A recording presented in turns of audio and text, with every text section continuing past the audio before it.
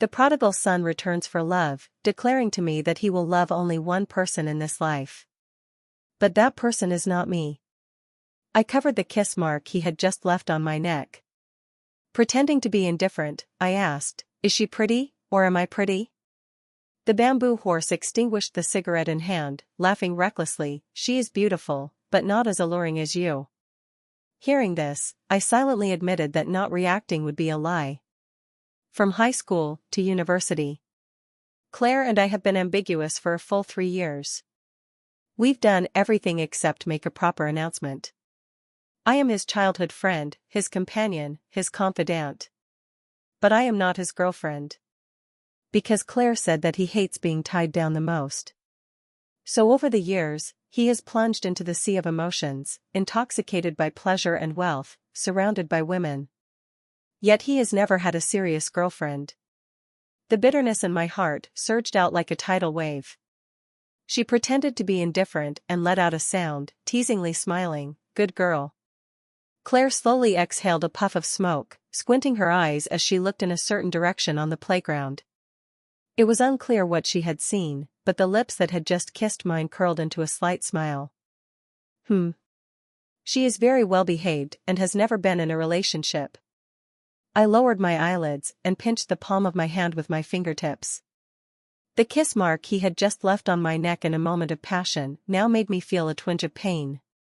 Claire had said before that he never goes for good girls. Because they are boring and troublesome. So I gradually transformed from being rigid and conservative to the curly-haired, red-lipped person I am today. All just to cater to his preferences. But now Claire's lips curl into a smile, as if reminiscing, when I kissed her, she wouldn't even breathe. His face turned bright red, but he didn't dare to push me away. Damn, he's too innocent. He cursed softly and shook his head.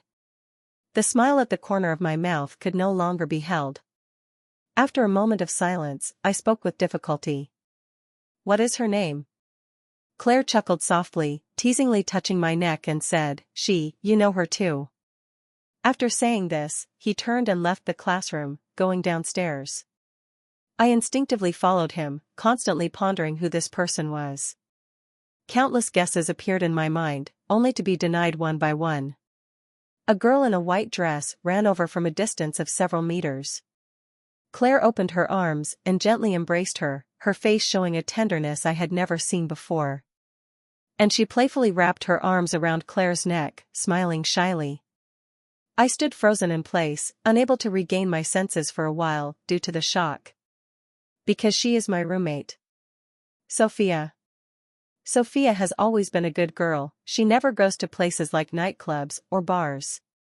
Her daily routine consists of the classroom, dormitory, and library. You could say she is the epitome of a good girl. She is worlds apart from Claire. They could never have any intersection. Except for that time. That time I was video calling Claire in the dorm and didn't notice someone was taking a shower.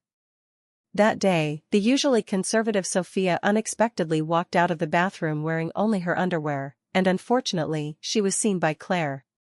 Afterwards, Sophia cried with red eyes. I still remember when I told Claire about this. He chuckled and said it was a hassle. I pinched my fingertips, unsure for a moment if it was my heart that was too dirty.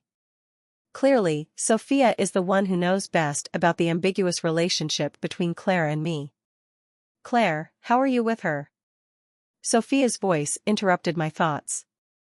I glanced up at her, but I didn't see the slightest hint of guilt. When she met my gaze, her gentle and serene face instead bore a trace of hostility. Even deliberately linked arms closely with Claire.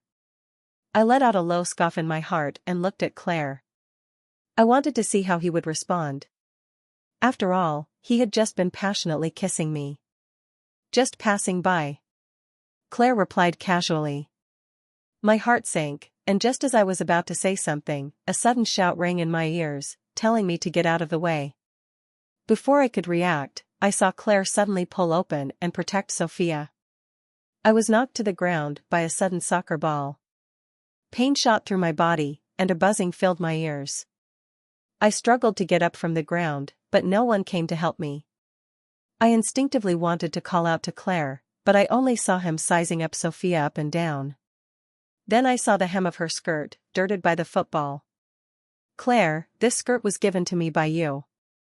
Sophia's eyes turned red, and she bit her lip, feeling sad as she said, "I like it the most, this is the first time I've worn it." Claire's expression instantly darkened. He strode past me towards the person playing soccer. I covered my shoulder, which was hurt from the impact, and watched him fight fiercely with others, no matter how much bystanders tried to pull him away. I only feel a heaviness in my chest. Perhaps it was my heart that was struck. Or maybe, I remembered that Claire, who would also stand up for me. In high school, my personality wasn't as carefree as it is now. So when I was surrounded and bullied, I could only shrink in place, my body trembling with cold. What impressed me the most was my first encounter with Claire. At that time, I lost a game of truth or dare with my classmates. The group of boys knew I had a good figure, so they deliberately made me take off my coat. Then they leered at me with lewd eyes, making vulgar comments about me. When I was at a loss, feeling confused and helpless, it was Claire who stood up and fought fiercely against those boys who were bullying me. He even announced to everyone afterwards that I was under his protection. At this point, a tender sprout of love began to grow in the girl's heart. Later, in order to catch up with Claire, I gradually lost myself. He said he didn't like quiet and well-behaved girls. I permed my hair, put on makeup, and wore a short skirt, trying hard to change myself in the direction he liked. But now, he says he likes the obedient ones. I got up from the ground and left the playground alone. The incident on the playground stirred the school's official website. After all, Claire was known as the notorious playboy of a university. His family is prominent, and he is handsome, yet he has always been a free spirit. He never stays for anyone. But this time it was for an unknown girl that they fought fiercely. It shocked everyone. They all said Claire really messed up this time. I turned off my phone and stopped looking at any information about him. But I couldn't avoid it. In the evening, Sophia came back. I asked her, "When did you talk to him?" Sophia smiled with a hint of pride. "It started a long time ago, last month. But this month, Claire is still maintaining a close relationship with me." No wonder that night when he and I were entwined in passion, he called out "Sophia" in a daze. I let out a mocking laugh. "Do you know what Claire told me about you?" Sophia said again, staring at the kiss mark on my neck. I looked up. "What?" A hint of a smile appeared on Sophia's face. "He said you are very cheap." I paused slightly, my fingertips pinching again and again. Yet I still couldn't suppress the ache deep in my heart. I really don't have a habit of being a mistress, so that night, I was seriously considering breaking up with Claire. But the next day, Claire pulled up in a supercar in front of me. He turned his head and let me get in the car. Then we went straight to the hotel. I am very familiar with this hotel. Every time Claire and I have our intimate moments, it's here. Claire touched my lips, smiling teasingly and ambiguously. I turned my head to avoid his hand and calmly asked, "Didn't you say you would come back for love?" Claire lit a cigarette and said with a smile, "Let's enjoy ourselves one last time. After this, I'll behave myself." His words were both heartfelt and amusing. I suddenly remembered what Sophia said last night. Perhaps I am indeed cheap, but my morals should be fine. I suppressed the bitterness in my heart and avoided Claire's kiss. Then I said word by word, "Claire, I'm not that cheap." I turned around, picked up my bag, and opened the door. I heard Claire casually say behind me, "Lily, once you leave, don't come back." His voice, when listened to closely, suppressed a hint of desire and the anger of being disappointed. Years of habit made me instinctively stop in my tracks. I heard Claire's chuckling voice, and my heart suddenly ached. The words "cheap" keep replaying in my mind. I can even imagine Claire's tone and expression when she said those two words. It must have been similar to now. I didn't hesitate any longer, but as soon as I stepped out of the door, Claire forcibly pulled me back. His rough breathing hit my face, and in a low, hoarse voice, he sighed, "I really admire you." How about just being with you from now on? But don't let Sophia find out. Before he could finish his sentence, I pushed him straight out. My chest rises and falls, as if I have seen this person clearly for the first time. Claire, stop disgusting me. It's pouring rain outside, and I ran into the rain without feeling a thing. Claire is disgusting, and I feel disgusting too. The rain kept falling, and I squatted under the bus stop sign, looking as miserable as a drenched chicken. I was soaked from head to toe. The people around me were looking at me with strange gazes. I hugged my knees, my lips turning pale. A few sleazy men approached not far away, and one of them came close to me, grinning lewdly. "Sister, how much?" I shot him a glance with a wooden expression, just as I was about to get up and leave. The others also gathered around. I felt nauseous, wanting to push them away, but lacking the strength. I could only shout in despair, "Get lost, I've called the police." However, this only made them more excited. Just when I felt helpless, a cold male voice sounded, "The police have already been called, and they will arrive in 3 minutes. Are you sure you want to stay here?" The man looks very young, probably a university student nearby. His brows and eyes are cold and clear, and his features are handsome and well-defined. The few people immediately scattered in all directions. My eyes were red, and I choked out, "Thank you." The man looked at me with his cold, indifferent gaze, and after a while, he simply replied, "Mm." And at that moment, I realized who this man was. Bain, my high school classmate. Two people completely opposite to Claire. Bain nodded at me and asked, "Do you need me to take you back to school?" I remembered that he was also from a university, so I didn't refuse. When we reached the bottom of the dormitory building, the boy stopped in front of that sign, and I nodded to him. I said thank you once again.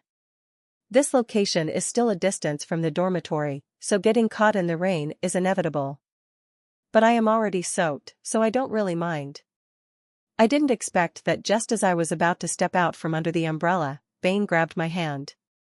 With a cold expression, he shoved the umbrella into my hand and didn't say a word. I walked alone into the rain. I stared blankly at his back, unable to come to my senses for a long time.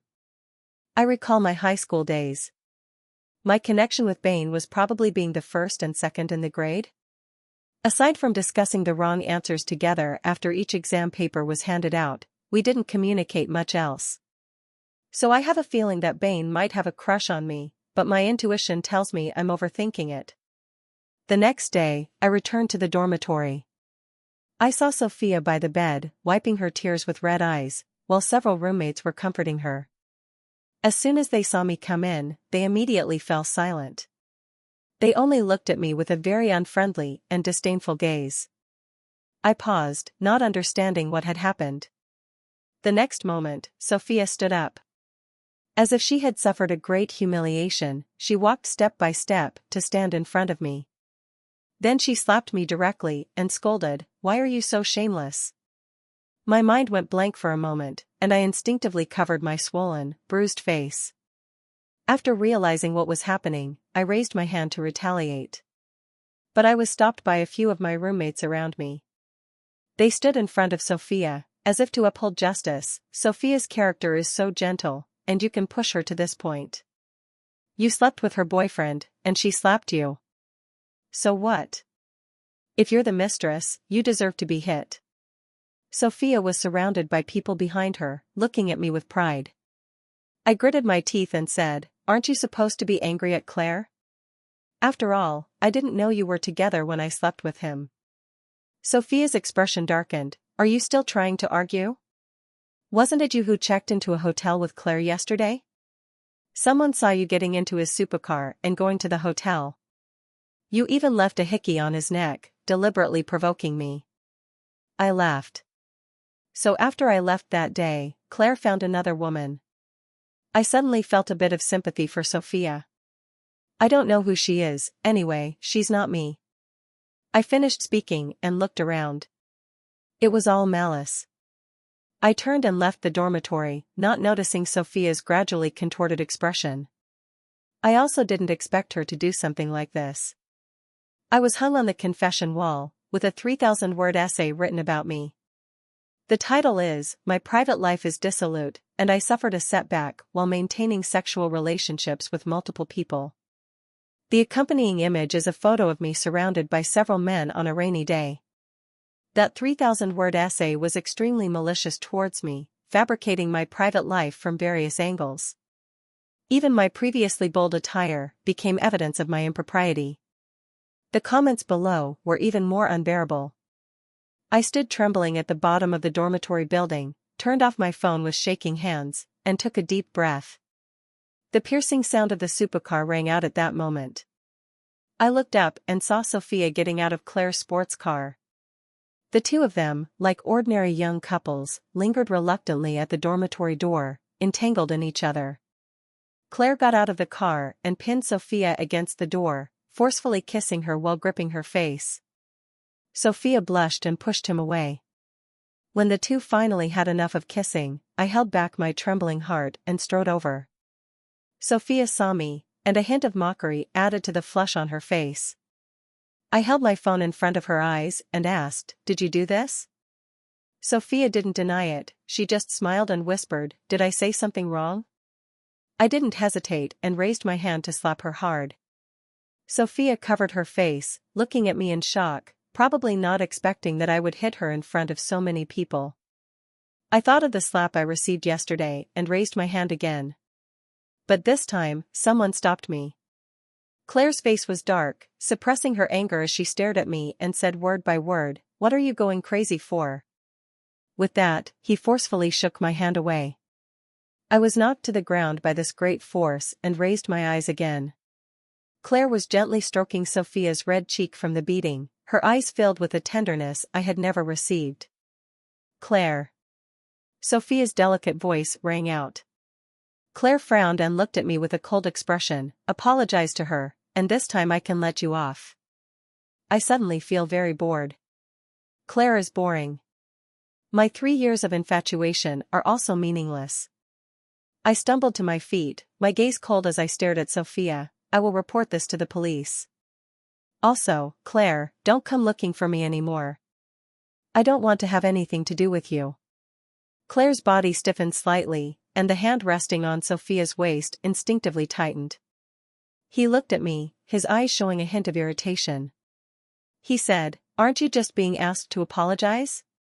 You beat her up like this, and you still think you have a reason to bully her?" I let out a cold laugh in my heart. I was slandered by her, innocently slapped by her. In the end, it turned out that I was the one bullying her. It's so disgusting. I didn't argue with them anymore. If I looked at Sophia's smug face one more time, I was afraid I would throw up. After arriving at the police station, I covered my face and finally cried out. The policewoman thought I was crying because of the rumors and patiently comforted me beside me. I shook my head. Only I knew why I was crying. Not for Claire and not for myself. But for the self that had begun to sprout after being saved by Claire 3 years ago. After finishing the statement at the police station, I didn't return to school. Instead, I went to my high school. When I arrived, I saw another acquaintance. "Why are you here too?" I asked. Bain stood there casually, coldly looking at me. Only after hearing my words did he speak, "Teacher's Day." "I understand." He said again, "Together?" I nodded. After we returned to school together, we didn't go in immediately. When standing at the school gate, Bain suddenly stopped. "Wait for me," he said softly. I instinctively stood still, but saw him go to the cake shop near the school. After a few minutes, he handed me a bag of cakes. "I have already found the IP address on the bulletin board, and I can submit this as evidence to the police." His tone was gentle, and his voice was not loud. But it made me suddenly look up and stare at him intently. The you from high school was great, and the you now is also great.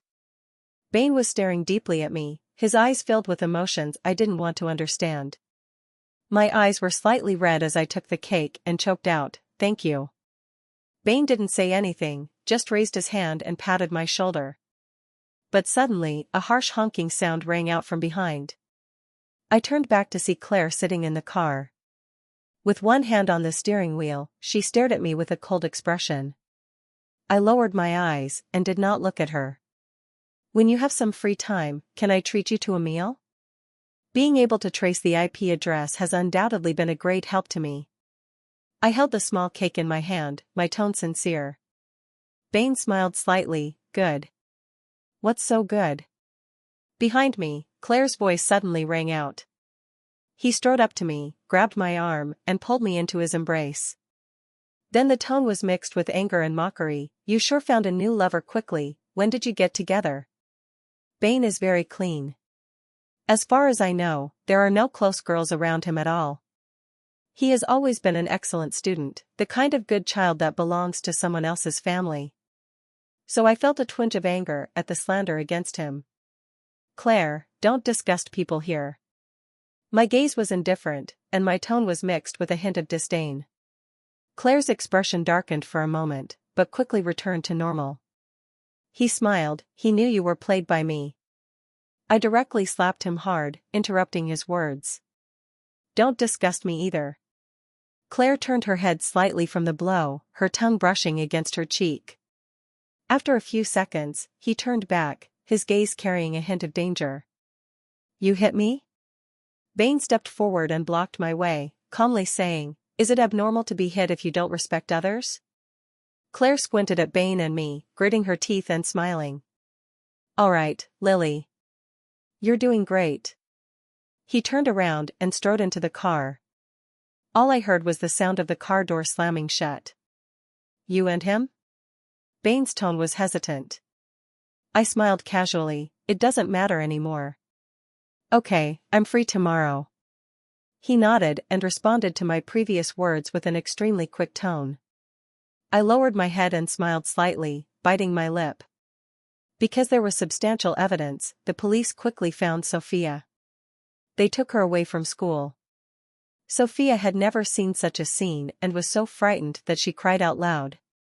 Once she regained her composure, she hurriedly called Claire. People at school were gossiping about seeing her being taken away by the police. At 3 p.m, I received a call from Claire. To my surprise, there was no anger in his voice as I had imagined. I'm sorry, I thought she was very innocent. I didn't say anything. Claire took a deep drag of her cigarette and said, Lily, let her go this time. After all, she's just too insecure.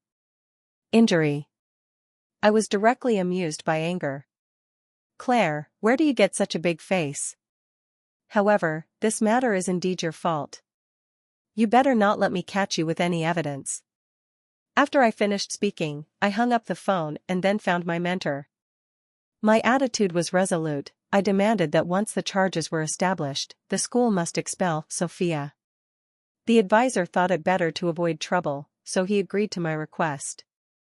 The next day, Bain and I arrived at the agreed restaurant. Sophia confessed. She handwrote an apology letter and posted it on her social media and confession wall. She thought she would be locked up for a few days at most before getting out. I smiled. When she comes out, she will find that she has already been expelled. The school has already notified her parents, who are quite assertive and have always believed that she is a very well-behaved child. I shook the coffee in my hand, but my mood was not as happy as I had imagined. Bain pushed the dessert in front of me. Have something sweet. He saw the emotions in my eyes. I didn't refuse.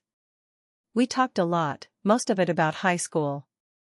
I said, Bain listens. In the end, I finally couldn't help but ask, why are you helping me? Bain paused for a moment, looking up at me. In high school, I really enjoyed talking to you. Then you chased after Claire and stopped paying attention to anyone else. I watch you gradually change yourself, but I know you are still you. I just always hoped that you were changing for yourself. Later, I thought about why. Perhaps it was because I liked you back in high school. It was rare for him to say so much at once. Yet, I wished I hadn't heard those words. Bain likes me. Even during those years when I degraded myself, he still liked me. My eyes turned red, and after a while, I lowered my head and let out a soft "oh." A few seconds later, Bane picked up a tissue and gently wiped the corners of my eyes, his gaze reflecting my tear-streaked face. I looked at him and finally couldn't help but hug him. Bane's body stiffened slightly, and after a moment, he raised his hand to gently pat my back. "Thank you," I said softly, sobbing. When I looked up again, I saw Claire standing at the door with a gloomy expression. I don't know when he arrived, but I can guess the reason for his visit. It must be that Sophia asked him to come and put pressure on me. Claire strode towards me, and the first thing she said was, "What's wrong, haven't you had enough hugs yet?" Bane turned around, looking at him with a frown, and said rather unceremoniously, "Is there something you need?" Claire lowered her eyebrows and mocked, "I didn't see it coming, you're quite the charmer, aren't you?" I can't stand him humiliating Bane, so I coldly said, "Claire, please watch your words." Claire saw the indifference in my eyes, and at that moment, he truly understood that I really wanted to sever ties with him. "Didn't you say you would like me for a lifetime? Have you changed your mind now?" He pressed each word, every sentence tinged with anger. I scoffed with a smile. Back then, I was young and ignorant, and I must have been blind. Claire looked even angrier, his face pale, his chest heaving, and his fists gradually tightening. After a while, he laughed in anger, "Just because I talked to Sophia?" I didn't say anything. In fact, I owe it all to Sophia. Otherwise, I wouldn't have been able to get out of the mire so quickly. I have lost interest in her, she is not what I imagined. Claire took a moment to calm her emotions and said with difficulty, "Lily, I find that I regret it a little." I quietly gazed at him. "Let's talk," he said again. Bane glanced at me. I suddenly laughed. "I always thought I was the only one being cheap, Claire, you are the cheapest and most worthless of all." Claire was frozen in place. I directly pulled Bane and strode out of the restaurant. On the way back to school, I didn't expect it to be so coincidental. I happened to see Sophia's parents causing a scene at the school. I saw Sophia with her head down, awkwardly standing at the school gate.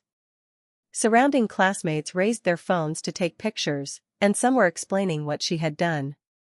Openly spreading malicious rumors under her real name. Both foolish and wicked, yet still a resentful woman. Sophia listened to these sounds, sobbing in distress. She cried as she tugged at her parents' sleeves, trying to hold on to her last shred of dignity.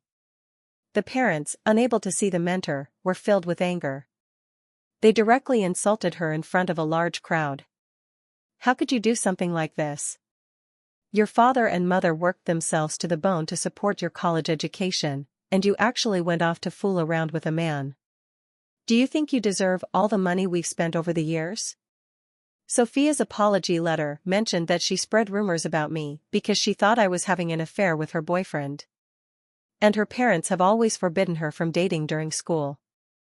I originally didn't intend to join the commotion, but Sophia's parents, feeling that scolding wasn't enough, directly slapped her. Sophia's cheek instantly swelled up, and this turn of her head just happened to let her see me. I saw the resentment and distortion in her eyes. But I didn't feel that I had done anything wrong. Originally, after she had a serious talk with Claire, I planned to stay away from Claire. It was she who wouldn't let it go, insisting that I was the one who was flirting with Claire. I withdrew my gaze and continued walking inside. Over there, Sophia suddenly brightened her eyes and cried out in a choked voice, "Claire." Only then did I realize that Claire had also returned, right behind Bane and me. Unfortunately, Claire merely glanced at her lightly. Then she withdrew her gaze and walked straight towards me. Sophia looked at him in disbelief. Lily and Claire followed behind me, calling my name. But I no longer stopped for them. "Lily," I heard Sophia's extremely distorted voice and knew she had already collapsed. After all, a large part of the reason she had become this way was Claire. But now Claire didn't want her anymore. After the matter was resolved, I worked hard to study and took various certification exams. Others thought I was heartbroken and could only vent in this way. Only I knew that I just wanted to improve my own abilities. Bane occasionally sends me some gifts and invites me out for a meal. I know that with his personality, it's already quite difficult for him to take the initiative to this extent. So on Valentine's Day, I took the initiative to ask him if he would be willing to try dating me. I admit that my feelings for Bane are not very deep right now. But feelings can be cultivated slowly, and my fondness for him is enough. Bane's reaction at that time was also very cute. He was stunned for a few seconds, then nodded blankly. He said to me again, "Today is Valentine's Day, not April Fool's Day." I smiled and nodded. He continued, "So, once the words are spoken, they cannot be taken back." I lay in bed reminiscing about this scene, unable to help but laugh out loud again. Bane was great. I recalled every little moment with him from high school. I only regret not waking up to it sooner. Until a phone call disrupted my thoughts. It was Claire. During this time, Sophia was persuaded to leave. After breaking up with her, Claire returned to her previous hedonistic lifestyle, accepting anyone who came her way. This was still the first time he called me. I listened to his drunken voice, frowning and thinking about hanging up. Claire seemed to be able to anticipate my actions. He said in a hushed voice, "Don't hang up, I just want to talk to you." Lily, I suddenly remembered why I was drawn to Sophia back then. She is very much like the you from before. I feel nauseous. Claire can't really think this makes him seem very affectionate, can she? The voice on the phone continued, "Lily, I should have liked you from the start. I just hadn't had enough fun back then and didn't dare to provoke the good student. So he told me he liked confident and open people. Only when I truly became this way did he dare to make a move on me. Thinking back to those days, my mood has become very calm." "Is there more?" I asked. The breathing sound in the phone suddenly stopped. After a few seconds, Claire's voice surprisingly carried a hint of tears. He said, "Lily, can you give me another chance?" "Go away." I spoke coldly and hung up the phone. Late affection is the most worthless. This summer vacation, Bane and I did not go home. Instead, we chose to travel. Bane probably rarely expresses his feelings to others. On the way, he bought me a bunch of sunflowers and after a long pause said, "They look pretty good, here's for you." I took the bouquet and kissed him on the cheek. He blushed the whole day. In high school, when I was familiar with him, we were both too innocent. So we didn't understand our feelings. But fortunately, it's still not too late now. It was only the day before school started that he and I returned to the country. Then, this time, I heard some shocking rumors. Several classmates who are familiar with me told me that Claire has been staying at the bar and nightclub every day during the summer vacation. He can be seen mingling with different women almost every day. So, it's not surprising. He has been infected with AIDS. He is currently receiving treatment abroad and is said to have dropped out of school. Truly, the heavens are merciless. Claire's private life has always been quite indulgent, but he is good-looking and wealthy. Therefore, he has never lacked for women. To have this kind of ending is also somewhat expected. My roommate, who shares a dorm with me, also told me. She saw Sophia at a milk tea shop. They said Sophia is working there. Her family is unwilling to spend more money for her to repeat the year, so she can only work part-time while saving money. I don't know if she can still get into University A. But I respect her choice. Because a selfish desire, has ruined the results of her 3 years of hard work. This punishment is already enough for her. A year later, Bane and I returned to high school. He pulled an envelope out of a hole in the big tree at the school gate. He told me that he wrote this in high school. At that time I didn't know why I suddenly changed my temperament. He intended to give me the envelope, but he found that I was changing for Claire. Bane saw these changes, but due to not having a legitimate identity, he had no reason to stop me. At night, I opened the envelope. Inside, he said a lot. He said I was doing well and asked if I had encountered something. He also asked me which university I wanted to apply to, whether it was the same one as before. Finally, he restrained himself and asked if he could go to university with me. He cautiously wanted to explore the reason for my change, only to find out that it was because I had fallen for someone else that I made the change. So, he hid his feelings in a tree hollow. Years later, he finally saw the light. My tears fell onto the letter, blurring his signature. Fortunately, there is still time for everything.